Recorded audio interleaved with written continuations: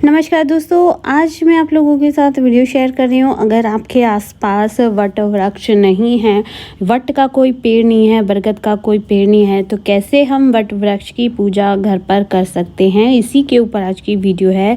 और बहुत ही आसानी तरीके से हम इसकी पूजा अर्चना वट वृक्ष की कर सकते हैं, व्रत कर सकते हैं। तो आइए देख लेते हैं कैसे करते हैं वट वृक्ष की घर पर पूजा, क्या क्या सामग्री हमें घर पर वट वृक्ष की पूजा करते समय चाहिए होती है और किस तरह के मंत्र या क्या क्या जो हमें श्रृंगार वगैरह जो भी वट वृक्ष की वे पूजा किस समय चाहिए होता है, वो सब कुछ वीडियो में शेयर किया गया है। तो चलिए वीडियो को देख लेते हैं। और वीडियो को देखने से पहले मैं आप लोगों से विनती करती हूँ कि आप अगर मेरे नए चैनल पर नए हैं तो प्लीज़ चैनल को सब्सक्राइब कीजिएगा और वीडियो अच्छी लगे तो फ्रेंड्स के साथ शेयर कीजिएगा। चलिए देख लेते हैं आज का वीडियो।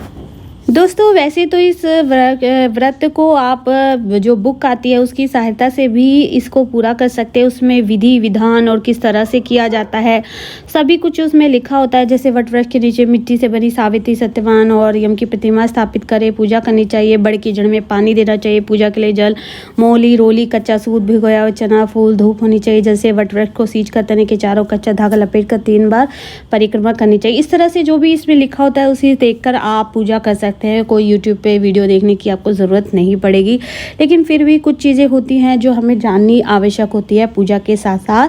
तो यहाँ पर मैंने पूजा की थाली में जो सामान लिया है वो कुछ इस तरह से है। आप हल्दी देख सकते हैं, यहाँ चावल और कुमकुम वाले चावल लिए हैं, मोली लिया है और ये दोस्तों जनेऊ है। जनेऊ इसमें पुस्तक में नहीं लिखा है।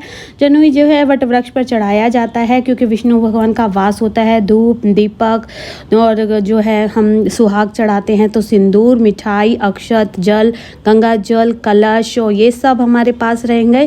साथ ही साथ श्रृंगार की वस्तुएं जो कि किताब में बिल्कुल नहीं लिखी थी, तो श्रृंगार की वस्तुएं इस दिन हमें दान भी करनी चाहिए और वट वृक्ष पर चढ़ानी भी चाहिए और कुछ अपने लिए भी ले लेनी चाहिए। साथ ही साथ इसमें जो सीजनल फ्रूट्स होते हैं, यानी जिन्हें मौसमी फल कहते हैं, जो इस मौसम में आते हैं, गर्मियों का मौसम में जो आम, लीची, खरबूजा, तरबूज, इस तरह के फलों को ही हमें वट वृक्ष में चढ़ाना चाहिए और फल, फूल, मिठाई ये सब लेकर हमें पूजा करनी चाहिए। वृक्ष की टहनी आपको कहीं पर भी मिल जाएगी। अगर आपके आसपास वट वृक्ष नहीं है, पेड़ नहीं है, तो घर पर लाकर टहनी से भी पूजा कर सकते हैं। और ये है गंगा जल। पहले पूजा करने से पहले हम चारों तरफ गंगा जल छिड़क लेंगे। उसके बाद हल्दी और आटे से चौक पूर्णा करने के बाद चौकी रखेंगे, गमला रखेंगे और उसके ऊपर बरगद की टहनी को रखेंगे। इस टहनी को हम इस तरह से रखेंगे कि ये हिले नहीं। अब हम एक कलश जो है अपने वट वृक्ष की साइड में स्थापित करेंगे, साथ ही दीपक को भी स्थापित करेंगे क्योंकि पूजा में नारियल और दीपक जो है हमारे साक्ष्य होते हैं। इसलिए हमें इन्हें स्थापित करने से पहले, स्थान देने से पहले अक्षत को इस तरह से डालकर हमें इनके ऊपर फिर दीपक और कलश को स्थापित करना चाहिए। दोस्तों, ये बहुत अनिवार्य है। सीधा दीपक और सीधा नारियल ज़मीन पर कभी नहीं रखना चाहिए। तो इस तरह से मैंने चावल बिछा दिए हैं दीपक के नीचे। अब मैं कलश स्थापित करूँगी। अष्टदल कमल बना ले। अगर आप अष्टदल कमल बना रहे हैं तो चावलों को पीले रंग से रंग लीजिए। लेकिन यहाँ तो मैं वट वृक्ष के सामने कलश स्थापित कर रही हूँ। घर की पूजा में कलश स्थापित किया जाता है, लेकिन आप अगर मंदिर में बरगद के पेड़ के नीचे पूजा अर्चना करते हैं तो ये चीज़ें आपको वहाँ नहीं करनी पड़ेगी। लेकिन घर की पूजा करते वक्त ये हमारे साक्ष्य होते हैं पूजा के, इसलिए हमें ये सब करना अनिवार्य हो जाता है। अब हम एक जल लेंगे। जल से हम अपने हाथों को धो लेंगे। पूजा स्टार्ट करने से पहले हाथों को धोंगे, आचमनीय जल लेंगे और देवी देवताओं का आह्वान करेंगे और इस तरह से आचमनीय जल लेकर हाथों को धो लेंगे। उसके बाद हाथ जोड़ेंगे और पूजा को शुरू जो है स्टार्ट करेंगे। तो सारी चीज़ें अपने आसपास पहले ही रख लीजिएगा दोस्तों, ताकि पूजा करते हुए कोई व्यवधान ना है।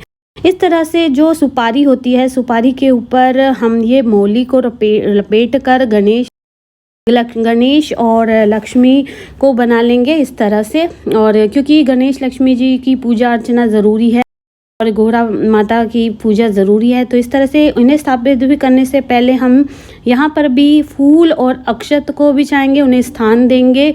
है तो आप एक अलग से छोटी सी चौकी और कपड़ा बिछाकर भी इनको स्थान दे सकते हैं। हालांकि ये चौकी ही है, इसलिए मैं इन्हें फूलों पर ही स्थापित कर रही हूँ। इस तरह से आप लक्ष्मी गणेश जी को बिठा लीजिए। गणेश जी को दुर्वा और फूल, अक्षत, इन सब चीज़ों को हमें रखना होगा। अब कलश पर हम नारियल रखेंगे। नारियल पे हमने चुनरी लपेट ली है और मौली को बांध लिया है। अब हम यहाँ पर पूजा जो है इस तरह से स्टार्ट करेंगे, क्योंकि हम घर पर पूजा कर रहे हैं तो लक्ष्मी गणेश जी की पूजा करना अनिवार्य। कहा भी गया है सबसे पहले जो भी पूजा पाठ आप कर रहे हैं, जिसके भी निमित्त आप पूजा व्रत कर रहे हैं, कोई भी दिन वार हो, कोई भी तिथि हो, आप सबसे पहले गणेश लक्ष्मी जी की पूजा करेंगे। तो यहाँ धूप दीप जला लेने के बाद अब मैं जो हूँ गणेश लक्ष्मी जी की पूजा करूंगी। तो यहाँ पर मैंने सबसे पहले हम अक्षत लेंगे और गणेश जी को हल्दी कुमकुम नहीं चढ़ाया जाता, उनको सफ़ेद चंदन या पीला चंदन ही चढ़ाया जाता। इसलिए इस बात का ध्यान रखें, गणेश जी को हल्दी कुमकुम ना चढ़ाएं, चंदन चढ़ाइए। और गुरु जो लक्ष्मी माता हैं उनको सिंदूर या कुमकुम आप चढ़ा सकते हैं। इस तरह से चढ़ाने के बाद अक्षत चढ़ा सकते हैं। गणेश जी को हम जो है गेंदे का फूल और लक्ष्मी जी को हम गुलाब के फूल इस तरह से चढ़ाएंगे। तो सबसे पहले गणेश जी की पूजा कर रहे हैं, तो गणेश जी की पूजा के लिए हम फूल और अक्षत लेंगे और गणेश जी के ऊपर मंत्र बोलते हुए हम इस तरह से पूजा करेंगे। अगर आप ज़्यादा मंत्र नहीं जाते हैं तो ओम गंग गणपति नमः भी बोल सकते हैं। सेम ऐसे ओम लक्ष्मी नमः का नाम लेकर हम लक्ष्मी के ऊपर, गणेश लक्ष्मी जी के ऊपर गुलाब का और अक्षत इस तरह से छोड़ देंगे। साथ ही साथ हमने कलश स्थापित किया है, उस पर भी हम गुलाब का फूल और अक्षत छोड़ेंगे। अब हमने मिठाई और फल फूल ये सब चढ़ाएंगे। तो पहले गणेश जी को चढ़ाएंगे, उसके बाद लक्ष्मी माँ को चढ़ाएंगे। तो जो फल और मिठाई का भोग हम दोनों देवी देवताओं पर चढ़ाएंगे। इस तरह से हमें बड़ की पूजा करने से पहले ये पूजा करनी अनिवार्य है दोस्तों। और ये सभी जगह होता है, आप देखते होंगे किसी भी पूजा पाठ व्रत में ये हमें ज़रूर करना चाहिए। तो यहाँ पर हम फल फूल अक्षत और इस तरह से चढ़ाने के बाद मैं कलश में भी गुलाब और अक्षत छोड़ रही हूँ, क्योंकि इसमें भी देवी देवताओं का वास होता है और लक्ष्मी जी का स्वरूप माना गया है कलश। और इस तरह मैं आम यहाँ पर भी ज़मीन पर मैं कभी भी फल नहीं रखती हूँ, तो किसी तांबे वो पत्थर पर, पत्ते पर या फिर किसी बर्तन पर ही आप फल चढ़ाएं। और ये जनेऊ है दोस्तों। जनेऊ जैसे कि मैंने बताया बरगद में विष्णु भगवान का वास होता है, तो उनके निमित्त ये जनेऊ चढ़ाया जाता है। ये बहुत ज़रूरी है, कुछ लोग जानते हैं कुछ लोग नहीं जानते। जो लोग जानते हैं वो चढ़ाते हैं और बाकी आप वीडियो में देख ही रहे हैं। जनेऊ चढ़ाने के बाद फल फूल अक्षत धूप दीपक और ये चंदन है दोस्तों, ये सफ़ेद चंदन था।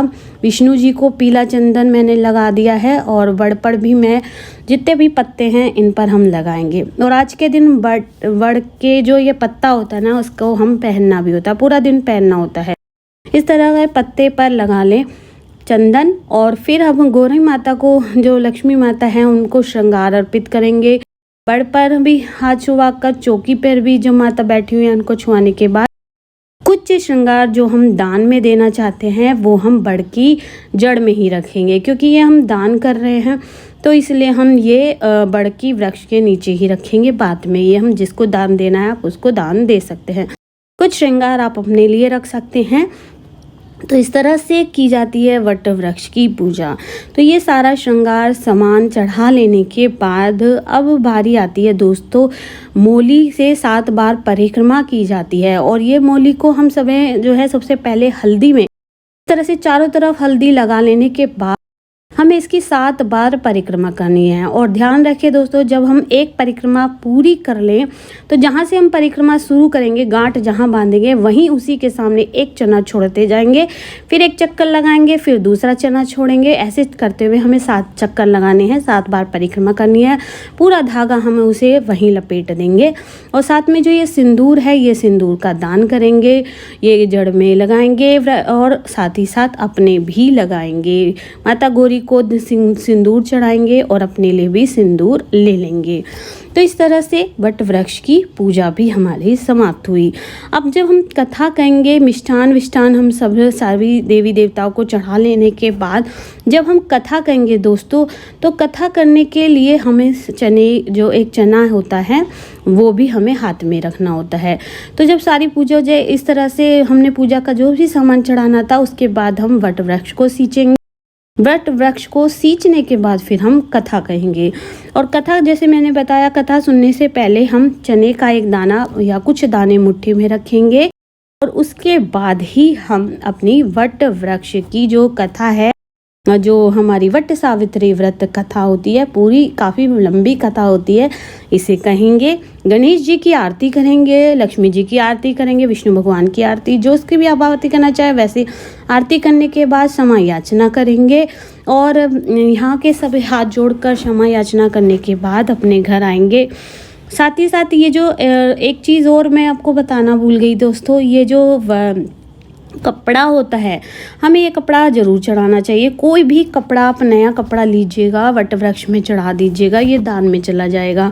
और जो भी देवी देवता हैं उसमें अगर आप ज़्यादा कपड़ा नहीं चढ़ा सकते तो मूली को भी चढ़ा सकते हैं। तो ये थी वीडियो वट वृक्ष की पूजा विधि। घर जो वट वृक्ष होता है ना, उनको हमें पंखा भी झूलना चाहिए। पंखा बहुत ज़रूरी है दोस्तों, ये बहुत ही शुभ माना जाता है पंखा करना। उसके बाद घर आकर पति के पैर छूकर व्रत को पूर्ण कीजिए और उसके बाद मिष्ठान खाकर ही अपना व्रत खोल लीजिए। बड़ी सासू हैं या बड़ी नंद हैं, उनको भी बायना दे दीजिए।